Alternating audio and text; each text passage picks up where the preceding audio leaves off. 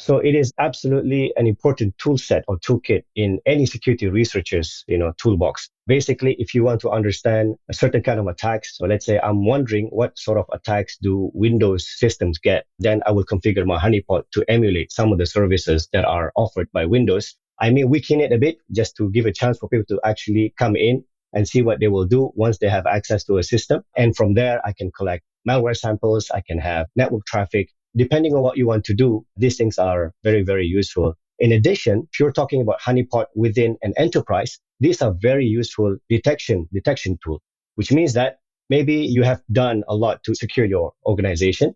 You have the firewalls, you have the IDS and whatnot. But what else can go wrong, right? So you put honeypots within the network just in case, people are able to bypass those security controls that you have put in place.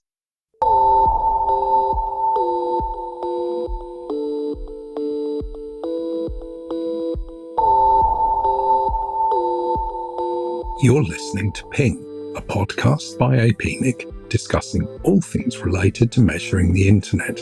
I'm your host, George Michelson. This time, I'm talking to Adli Wahid from APNIC. Adli is the Senior Internet Security Specialist here and has management of the APNIC Honeynet and our relationship with the security incident, security response, and related community in his hands.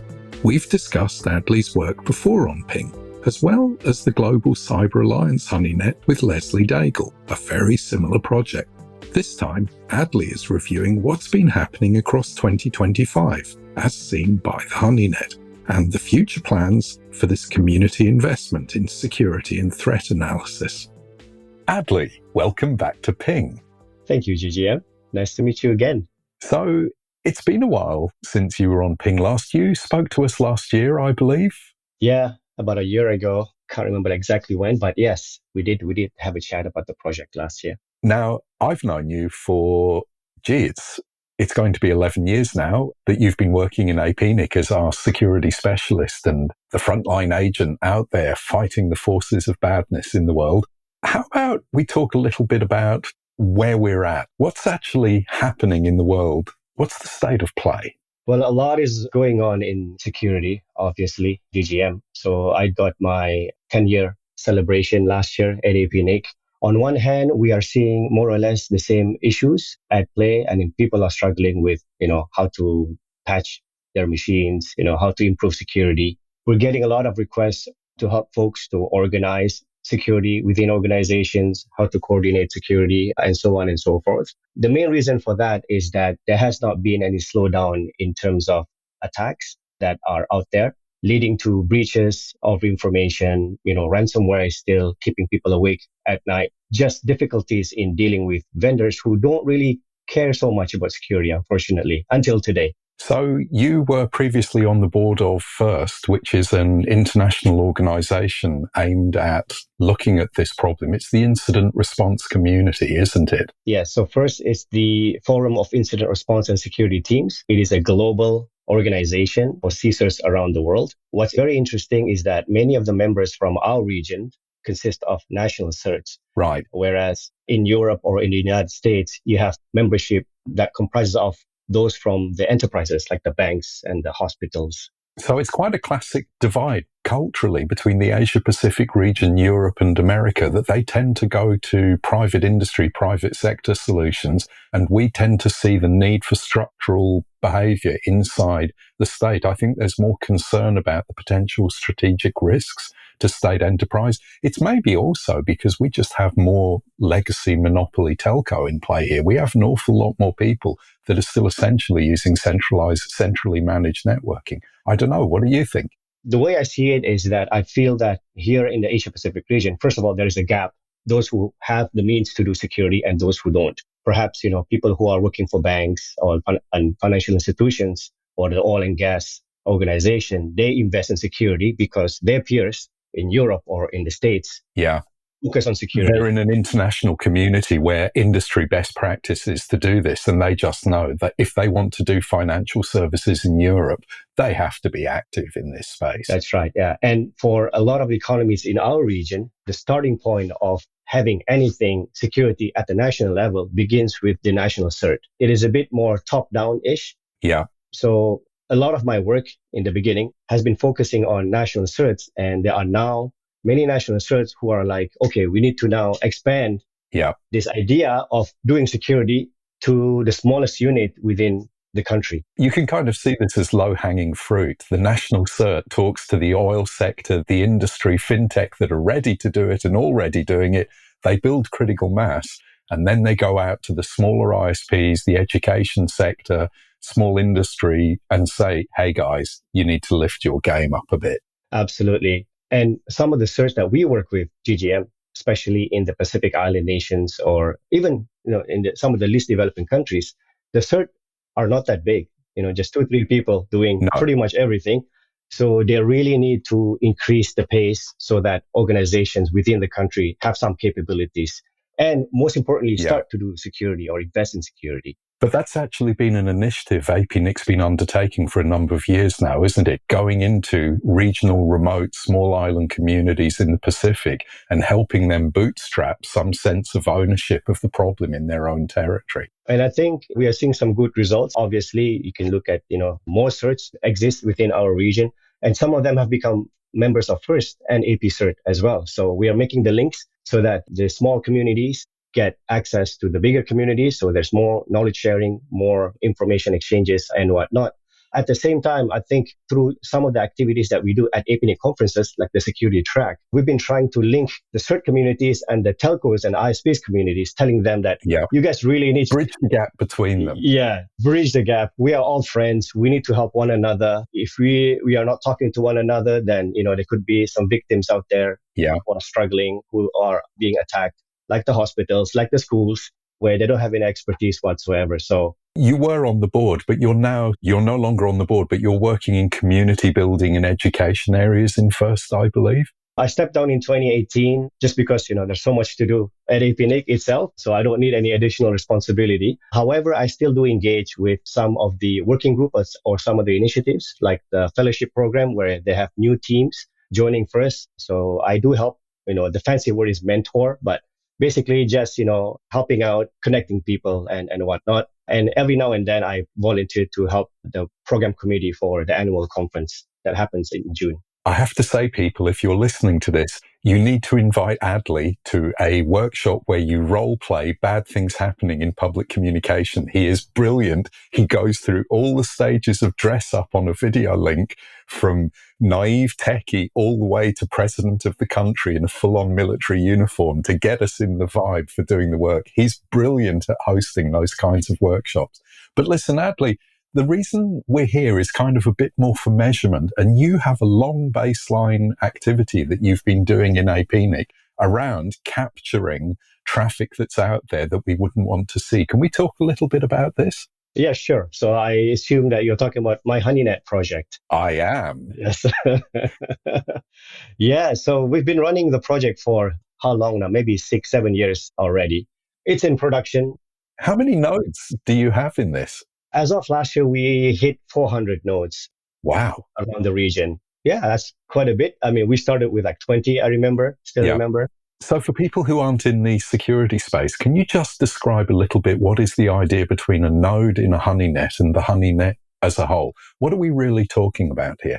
Okay, so honeypots, the node that we are running, basically accept connections of other systems on the internet. Maybe they try to attack the nodes in different ways. With 400 nodes that we have, or sensors, actually that's the word that we use, we have a Honeynet. So these are all connected, and they're all sending data to a single location where we can process, filter.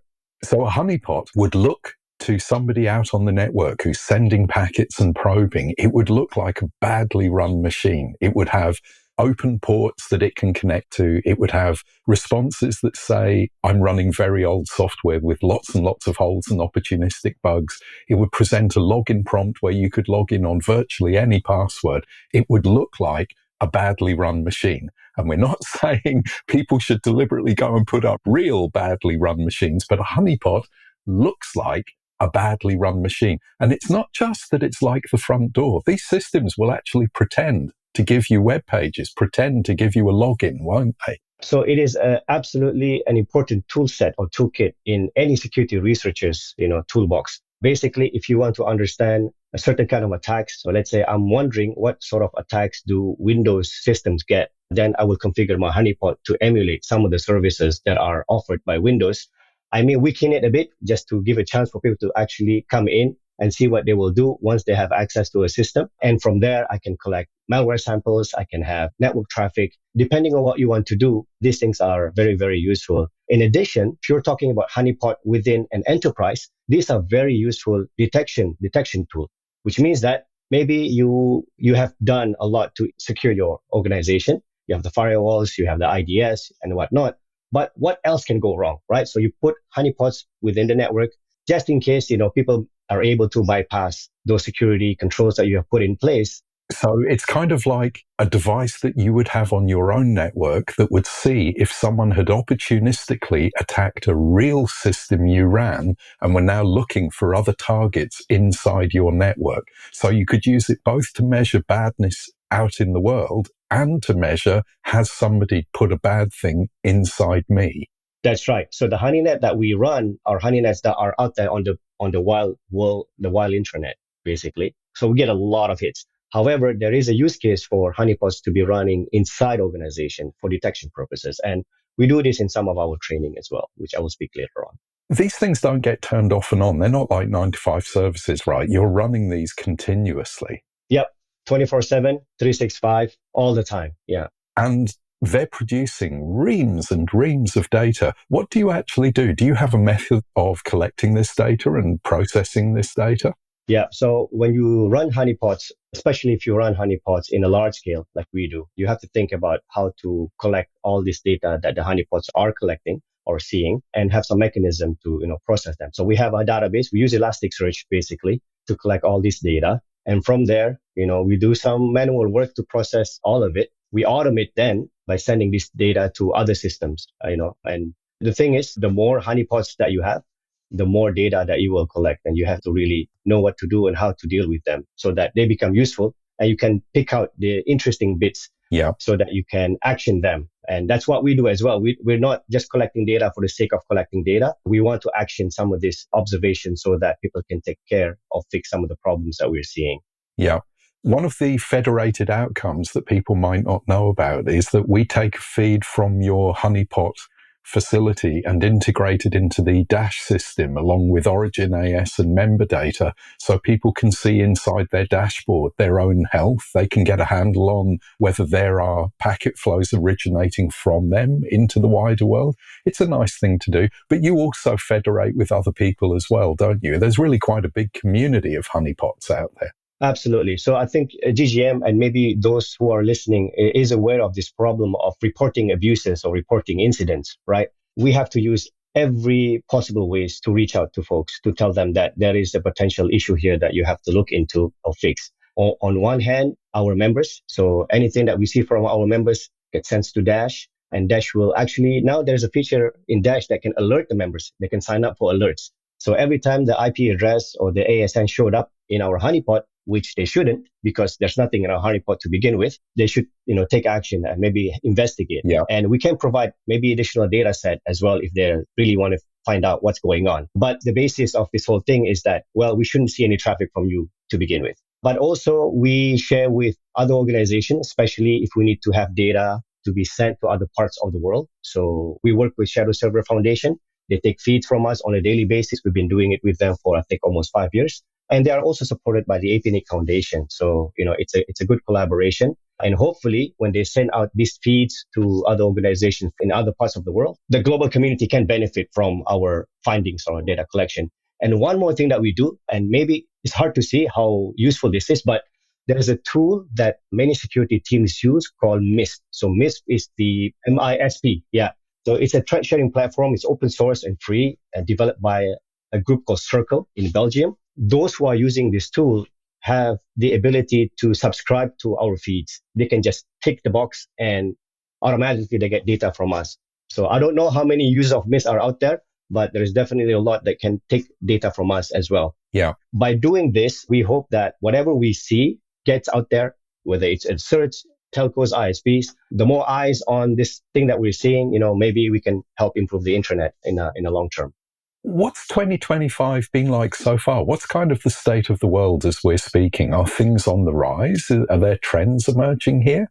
So for the kinds of honeypots that we are running, so we still are doing the majority honeypots that emulate Linux-based systems. We are seeing, again, more or less the same thing, but in an increasing number, right? Right. The weather is rainy. The amount of rain is rising. It's not that we've got amazing lightning storms or new forms of attack that are really radically different. It's just the continued trend that we always had has just got more intense.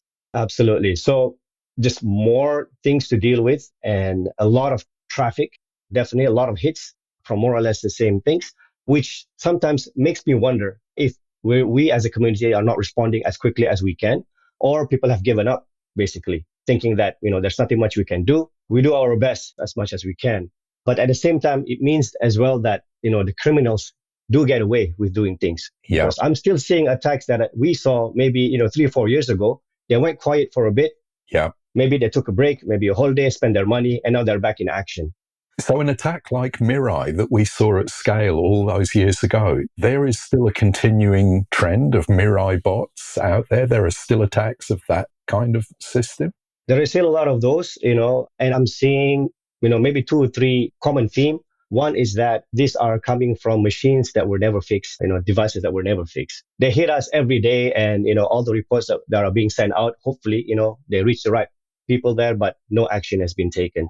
Secondly, we see a lot of new systems being hit by this as well, which means that, there are many devices out there, maybe recently sold, that has the same vulnerability that can be exploited by Mirai.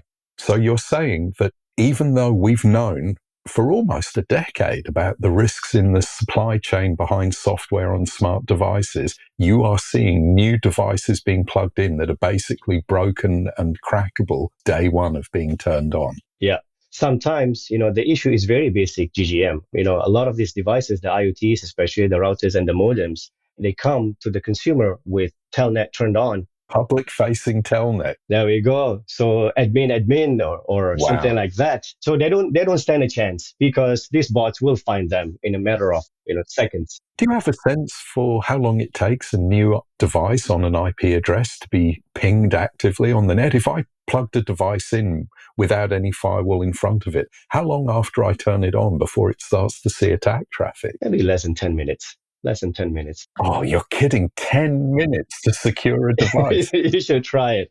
Yeah. And I think this is where people are discussing the same topic. Wherever I go, there's still, this finger pointing and blame game. Yeah. Telcos are like, it's not our job. The customers bring in their own devices. It's not our responsibility. And the customers being customers, they say, we don't know any better. You should help us. Yeah.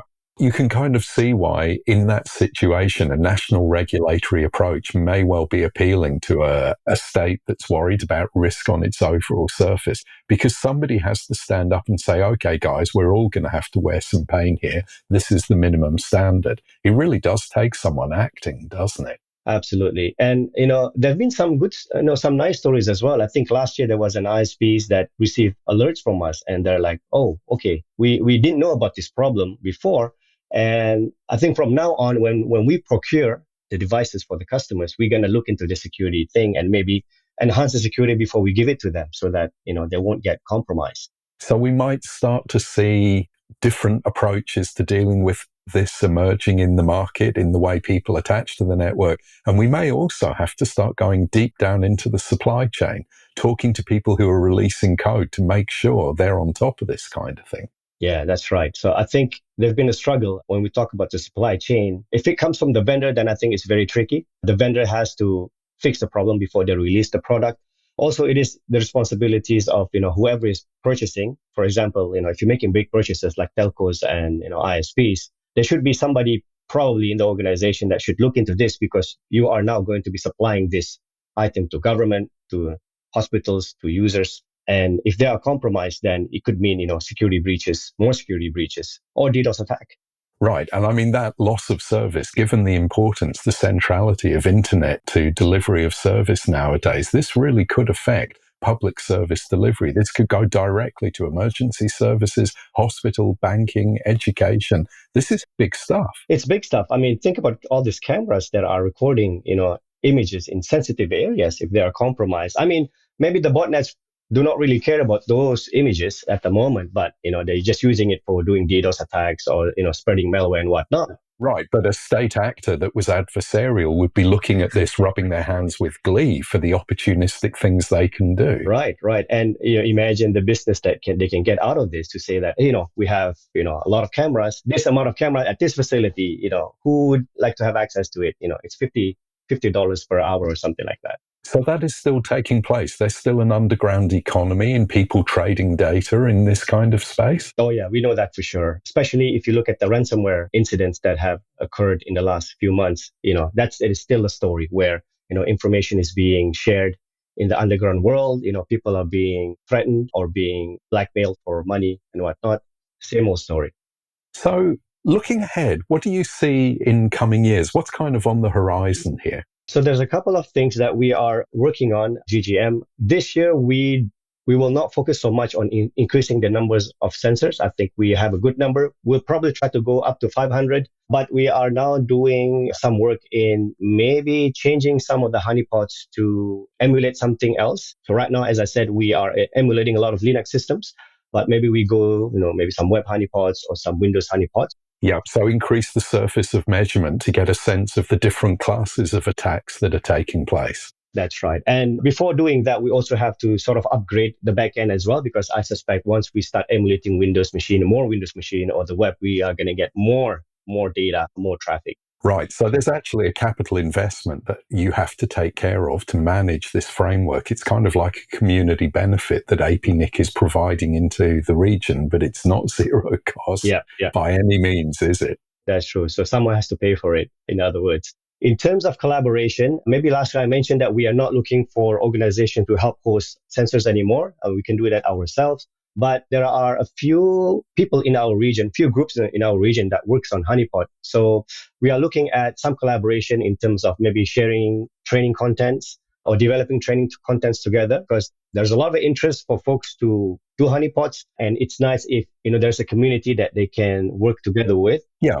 Community building has this long-term impact that you're kind of providing capability out in the field. So it's not all telephone calls terminating in Adli. Mm-hmm. There's a bunch of people who can be helping. And I think it's nice to put the energy into building more engagement in a wider community. That's a nice piece of work. Yeah. So a bit of capital investment, a bit of new technology to change the things that you can measure and see diverse attacks in web and in Windows, perhaps, and a bit of community building. Are you doing other things? Is there more training initiatives coming?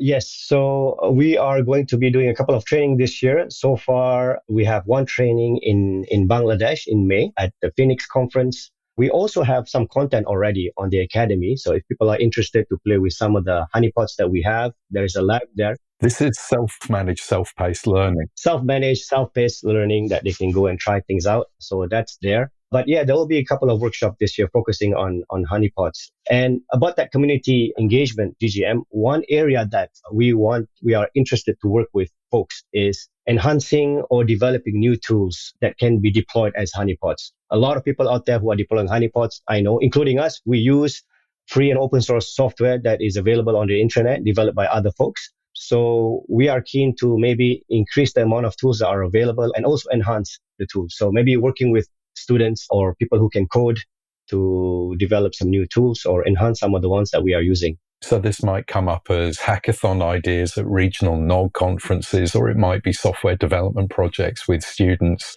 late-stage students, master students, things like that. That's a really nice initiative. We'll try to do our best, definitely.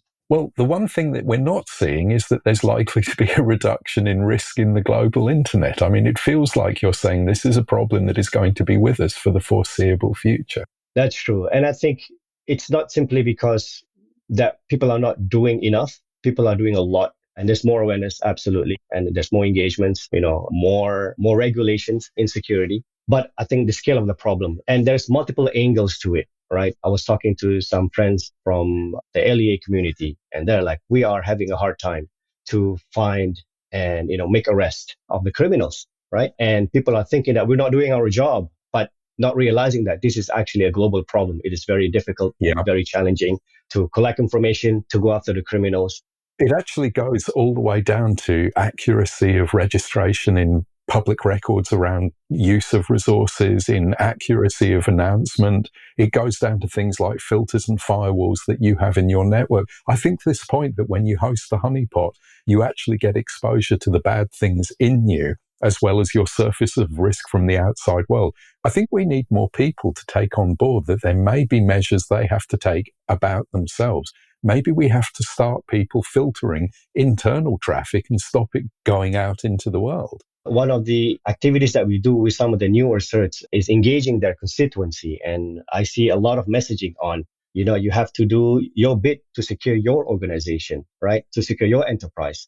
You can put a honeypot within the organization, but you also need some firewalls, some IDS, some investment in antivirus software, security policies. Yeah. So we are sort of going back to square one where actually, you need to secure yourself first and make some investment. And no more of this talks about we don't have any budget to do security because it is not optional anymore. This is a component of spend that goes directly to your own surface of risk and your risk to other people. It really has become something that's mandatory to implement, isn't it? Mm-hmm. Yeah. That's really great, Adli. Thank you. Thank you. If you've got a story or research to share here on Ping, why not get in contact by email to ping@apnic.net or via the APNIC social media channels. Also, remember the measurement at apnic.net mailing list on Orbit is there to discuss and share relevant collaborative opportunities, grants and funding opportunities, jobs and graduate placings, or to seek feedback from the community on your own measurement projects. Be sure to check out the APNIC website for all your resource and community needs. Until next time.